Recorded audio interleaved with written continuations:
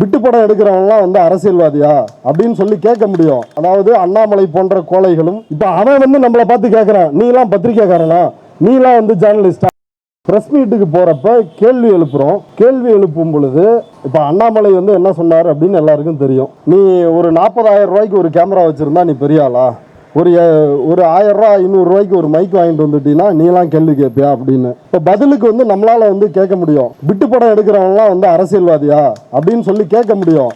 ஆனால் அந்த எல்லைக்குள்ள நாங்கள் வந்து வர விரும்பலை. ஒரு ஜனநாயகத்தோட நடந்துக்கணும் அப்படின்னு நாங்கள் வந்து விரும்புகிறோம். ஆனால் இவங்க வந்து என்ன செய்கிறாங்க அப்படின்னா உண்மைகளை கொள்வது, அதுதான் இந்த பாசிச பாஜக அரசினுடைய வேலையாக இருக்குது. அதை மெயின் ஸ்ட்ரீம் மீடியாக்கள், அந்த ஓனர் எல்லாருமே இந்த பார்ப்பன பனியா ஊடகங்கள் தான்.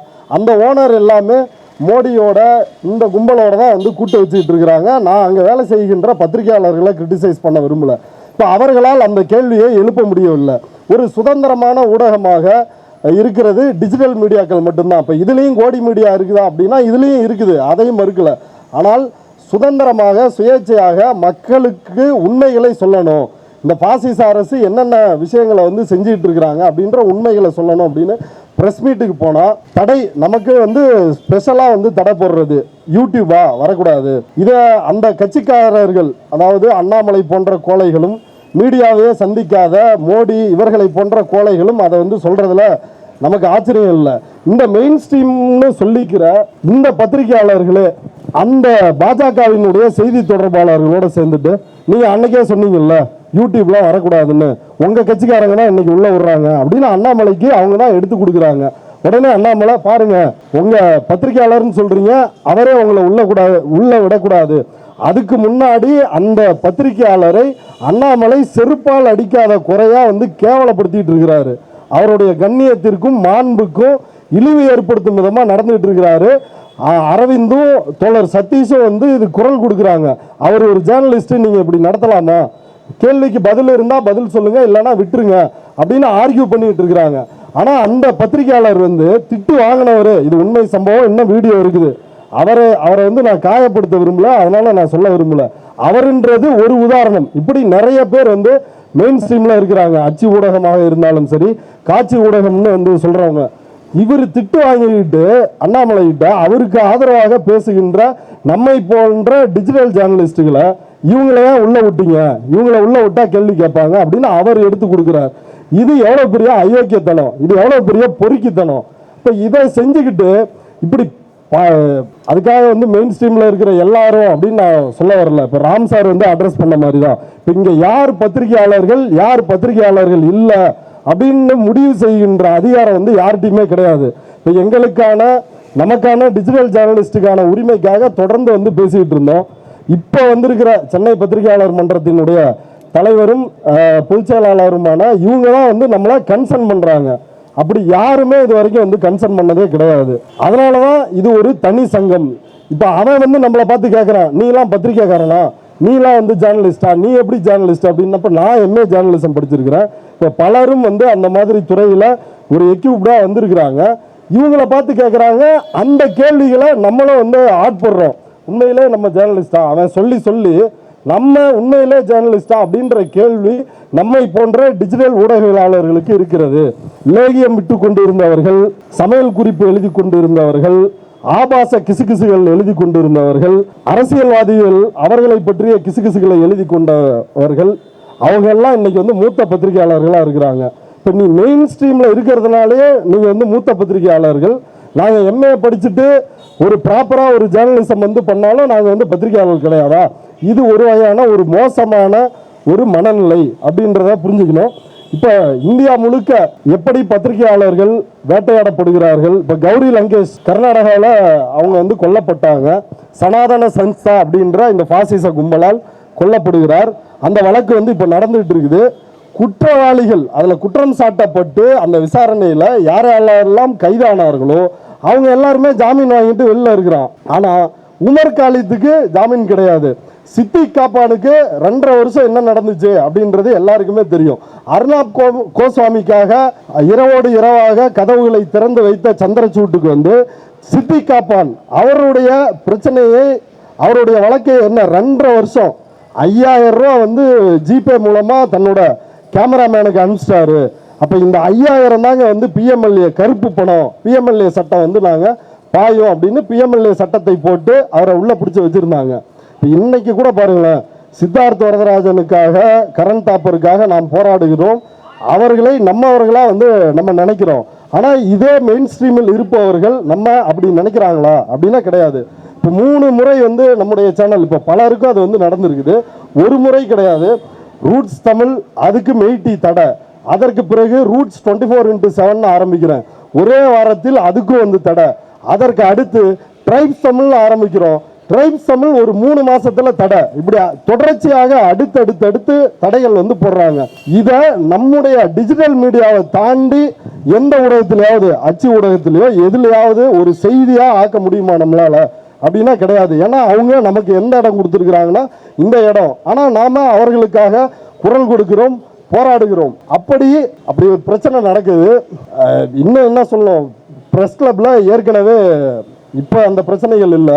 இந்த முன்னாடி ஒருத்தர் உட்காந்துருப்பாரு, அவர் வந்து அங்கே ஒரு பெரிய பொறுப்பில் இருக்கிற நிர்வாகி கூட வந்து கிடையாது. ஆனால் அவர் வந்து முடிவு பண்ணுவார், உள்ள பூந்து நீ கேள்வி கேட்கக்கூடாது அப்படின்னு. ஒரு நாள் கிளம்பி வர்றாரு, நீங்களாம் எதுக்கு கேள்வி கேட்குறீங்க அப்படின்னு சொல்லி. ஏற்கனவே இருந்த பழைய நிலைமை, இப்போ அந்த நிலைமை கிடையாது.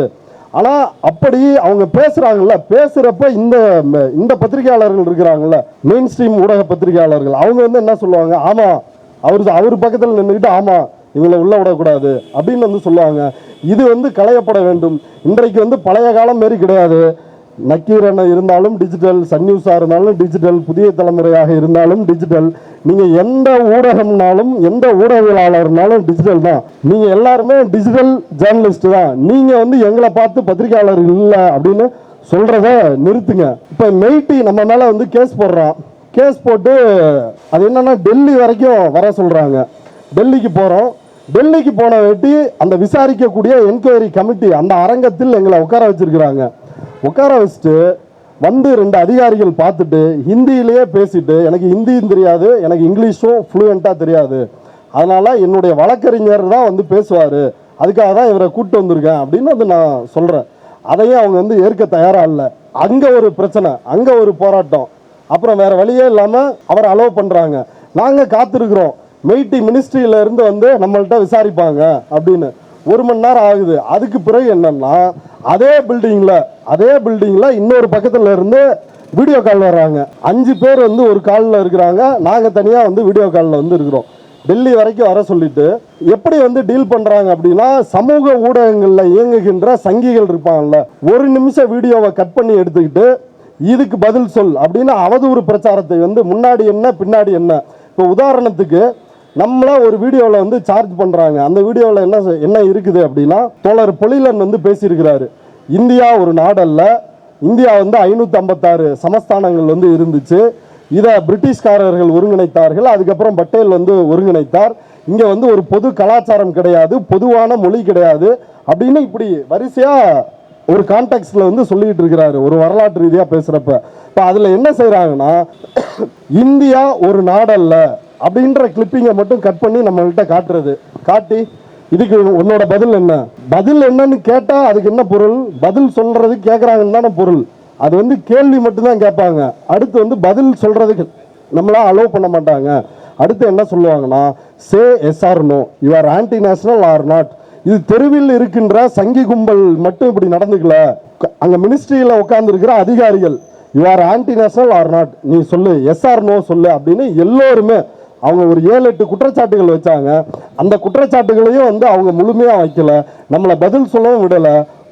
கிட்டத்தட்ட ஒரு 5 நிமிடத்திற்குள் இந்த விசாரணை வந்து முடிஞ்சிருச்சு.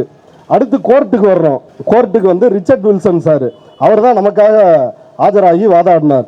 3 ஹியரிங்கில் ஒன்றிய அரசு தரப்பில் எந்த அப்ஜெக்ஷனுமே சொல்லலை. இப்போ எனக்கு வந்து பக்கமாக வந்து மெயில் அனுப்பியிருக்கிறாங்க, விளக்கம் கேட்டு இல்லை, உங்கள் சேனலை தடை செய்ய போகிறோம், நீ வந்து தனிநாடு கேட்கிறாய், தமிழ் இண்டிபெண்டன்ஸ் கேட்குற அப்படின்னு சொல்லி இப்படி அது நிறைய குற்றச்சாட்டு. இந்திய அரசியலமைப்பு சட்டத்தை வந்து மாற்றணும்னு நினைக்கிற இதெல்லாம் பண்ணுற திருட்டு கும்பல் வந்து இந்த குற்றத்தை வந்து ஏன் மேலே வந்து சொல்கிறானுங்க. இந்திய அரசியலமைப்பு சட்டத்தை மாற்றுவது யாரு, இந்திய அரசியலமைப்பு சட்டத்தை ஒழித்து கட்டணும் நினைக்கிறது யாரு. அப்போ இதை வந்து செஞ்சுட்டு நம்மளை பார்த்து நீங்கள் வந்து அரசியலமைப்பு சட்டத்தை வந்து ஒழிக்கணும்னு நினைக்கிறீங்க. இப்படியான குற்றச்சாட்டு, இந்த குற்றச்சாட்டுக்கு பதிலும் நமக்கு சொல்ல டைம் இல்லை. கோர்ட்டுக்கு வந்தா 3 ஹியரிங், எதுவுமே ஒன்றிய அரசு தரப்பிலோ யூடியூப் தரப்பிலோ யாருமே எந்த பதிலுமே வந்து சொல்லலை. இப்போ இன்னைக்கு விசாரணைக்கு வரப்போகுது அப்படின்னா காலையில் எல்லா சேனல் வந்து அன்பிளாக் ஆயிரும். 3 சேனலுமே 3 ஹியரிங்ல அன்பிளாக் ஆகிட்டே இருக்குது. கோர்ட்டில் வந்து வாதாட மாட்டாங்க. இவன் வந்து எனக்கு மெயில் அனுப்பினான்ல, நீ அரசியலமைப்பு சட்டத்தை வந்து ஒழிக்கணும்னு நினைக்கிற, அதை காலி பண்ணணும்னு நினைக்கிறேன்னு வந்து மெய்ட்டியில இருந்து எனக்கு மெயில் அனுப்புகிறான். இப்போ நீ கோர்ட்டில் வந்து அதை சொல்லணும்ல, கோர்ட்டில் அதை சொல்ல கிடையாது.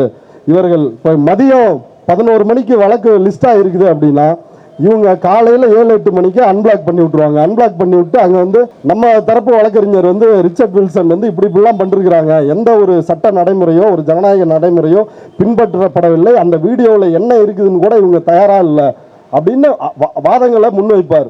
அந்த தரப்புல இருந்து வந்தவங்க என்ன சொல்லுவாங்கன்னா, மயிலாட் நாங்கள் அன்பிளாக் பண்ணியாச்சு மயிலாட், நீங்கள் எடுத்து பாருங்க அப்படின்னு வந்து சொல்லுவாங்க. அப்போ ஒரு கும்பல் வந்து அங்கே உட்காந்துக்கிட்டு எப்படி ஒரு தெருக்களில் லிஞ்சிங் பண்றானுங்களோ அதே மாதிரி தான் இந்த மெய்ட்டியில் இருக்கின்ற அதிகாரிகளும் அப்படித்தான் இருக்கிறார்கள். அப்ப நம்ம சங்கமாக சேர வேண்டிய தேவை வந்து ரொம்ப தீவிரமா இருக்குது.